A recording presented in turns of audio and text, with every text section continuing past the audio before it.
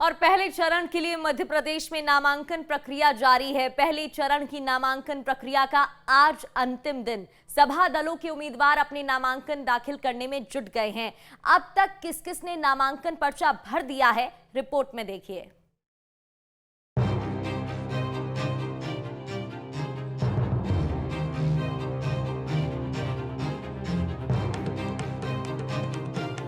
लोकसभा चुनाव के पहले चरण के लिए नामांकन फॉर्म जमा करने का आज अंतिम दिन है।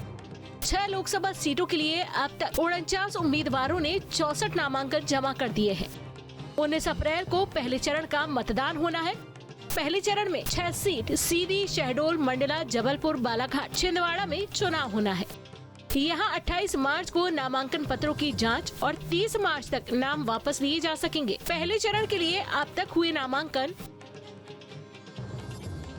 सीधी अभी तक कुल 10 उम्मीदवारों ने पर्चा भरा, 7 उम्मीदवारों ने फॉर्म जमा किए।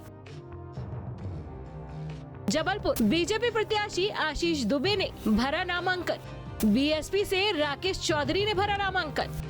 राष्ट्रीय समानता दल से लाल सिंह ने भरा नामांकन। बालाघाट कांग्रेस प्रत्याशी सम्राट ने पर्चा जमा किया। एमपी जन विकास पार्टी से सत्य प्रकाश सुर्खे ने पर्चा जमा किया। निर्दलीय प्रत्याशी सौरभ लिल्हारे, महादेव नागदेवे, भुवन सिंह कौराम ने पर्चा भरा। पीपल्स पार्टी ऑल इंडिया से धनीलाल मानेश्वर ने पर्चा भरा। भारतीय शक्ति चेतना पार्टी से प्रियंका भंडारकर ने नामांकन भरा। बीजेपी कैंडिडेट भारती पारधी पहले ही फॉर्म जमा कर चुकी है। छिंदवाड़ा कांग्रेस प्रत्याशी नकुलनाथ ने नामांकन भरा। गोंडवाना गणतंत्र पार्टी से देवीराम भलावी ने भरा पर्चा। निर्दलीय से सुभाष शुक्ला, गजानन मडके, मोहम्मद परवेज कुरैशी, अरविंद यादव ने पर्चा भरा। और अब बात छत्तीसगढ़ की करते हैं। सभी लोकसभा सीटों पर बीजेपी और कांग्रेस के प्रत्याशियों की तस्वीर लगभग साफ हो गई है। दोनों ही दलों ने सभी 11 सीटों पर अपने अपने प्रत्याशी अब मैदान में उतार दिए हैं। इस रिपोर्ट में देखिए किस लोकसभा सीट से किस पार्टी ने अपने किस कैंडिडेट को चुनावी मैदान में उतारा है।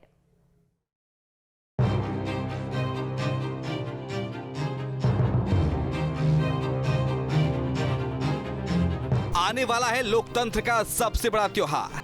आने वाला है लोकसभा चुनाव। बीजेपी हो, कांग्रेस हो या कोई और दल, सीटों के बंटवारे से लेकर सियासत के गलियारों तक सिर्फ एक ही गूंज सुनाई दे रही है, वो है चुनाव, चुनाव और बस चुनाव। हर कोई चुनावी मोड में अपनी अपनी जान झोंके हुए है। छत्तीसगढ़ में भी लोकसभा चुनाव के लिए सियासी रण तैयार हो चुका है। बीजेपी और कांग्रेस दोनों दलों ने सभी 11 सीटों पर प्रत्याशियों के नामों का ऐलान कर दिया है और उम्मीदवार एक दूसरे के आमने सामने हैं। सबसे पहले आपको बताते हैं सबसे दिलचस्प सीट यानी कि राजनांदगांव के बारे में। राजनांदगांव से कांग्रेस ने पूर्व सीएम भूपेश बघेल को मैदान में उतारा है, तो बीजेपी ने भूपेश बघेल के सामने संतोष पांडे को टिकट दिया है। राजनांदगांव के बाद बात करते हैं रायपुर सीट की। रायपुर से बीजेपी ने बृजमोहन अग्रवाल को, तो कांग्रेस पार्टी ने विकास उपाध्याय को चुनावी टिकट देकर मैदान में उतारा है। दुर्ग में भी इस बार कांटे की टक्कर देखने को मिलेगी, क्योंकि यहाँ दोनों ही पार्टियों ने अपने मजबूत उम्मीदवारों को टिकट दिया है। बीजेपी ने विजय बघेल, तो कांग्रेस ने उनके सामने राजेंद्र साहू को चुनावी मैदान में उतार दिया है। बात करते हैं सरगुजा लोकसभा सीट की, जहां पर बीजेपी ने चिंतामणि महाराज पर भरोसा जताया, तो कांग्रेस ने शशि सिंह को लोकसभा चुनाव के लिए सरगुजा सीट से टिकट दिया है। कोरबा लोकसभा सीट पर बीजेपी कांग्रेस की तरफ से महिला प्रत्याशियों को मैदान में उतारा गया है। कोरबा सीट पर बीजेपी के लिए सरोज पांडे चुनाव लड़ेंगी, तो कांग्रेस ने ज्योत्सना मैन पर दाव खेला है। अब आगे बढ़ते हैं, बात करते हैं बिलासपुर लोकसभा सीट की। बिलासपुर में तोकन सिंह को बीजेपी ने लोकसभा चुनाव का टिकट दिया है, तो कांग्रेस ने देवेंद्र यादव को टिकट दिया है। महासमुंद सीट पर बीजेपी ने रूप कुमार चौधरी को टिकट दिया, तो कांग्रेस सरकार में गृह मंत्री रहे ताम्रध्वज साहू पर कांग्रेस ने भरोसा जताया है। रायगढ़ सीट की बात करें तो यहाँ भी चुनाव में कांटे की टक्कर देखने को मिल सकती है। रायगढ़ से बीजेपी प्रत्याशी राधेश्याम राठिया के सामने कांग्रेस की मेनका देवी सिंह इस लोकसभा चुनाव में टाल ठोकती नजर आएंगी। बस्तर सीट दोनों ही पार्टियों के लिए सबसे ज्यादा जरूरी है, क्योंकि दोनों ही दल अक्सर आदिवासियों के मुद्दे को लेकर चुनावी मैदान में आते हैं। हैं। और एक दूसरे पर आदिवासियों के अधिकारों के हनन का आरोप लगाते हैं। बात करते हैं बिलासपुर लोकसभा सीट की। बिलासपुर में तोकन सिंह को बीजेपी ने लोकसभा चुनाव का टिकट दिया है, तो कांग्रेस ने देवेंद्र यादव को टिकट दिया है। महासमुंद सीट पर बीजेपी ने रूप कुमार चौधरी को टिकट दिया, तो कांग्रेस सरकार में गृह मंत्री रहे ताम्रध्वज साहू पर कांग्रेस ने भरोसा जताया है। रायगढ़ सीट की बात करें तो यहाँ भी चुनाव में कांटे की टक्कर देखने को मिल सकती है। बीजेपी ने बस्तर सीट पर महेश कश्यप को चुनावी मैदान में उतारा है तो कांग्रेस ने आबकारी मंत्री रहे कवासी लखमा पर भरोसा जताया। अब बात करते हैं कांकेर सीट की। कांकेर में बीजेपी ने भोजराज नाग को टिकट दिया है तो कांग्रेस ने वीरेश ठाकुर को टिकट देकर लोकसभा चुनाव में उतारा है।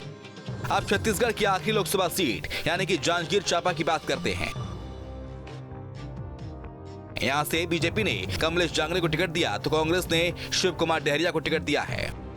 तो ये वो सभी छत्तीसगढ़ की 11 लोकसभा सीटें थीं जहां प्रत्याशियों की जंग की तस्वीर साफ हो गई है और दोनों ही दलों ने अपने प्रत्याशियों को उतारकर एक दूसरे के सामने चुनौती पेश कर दी है। Team news state.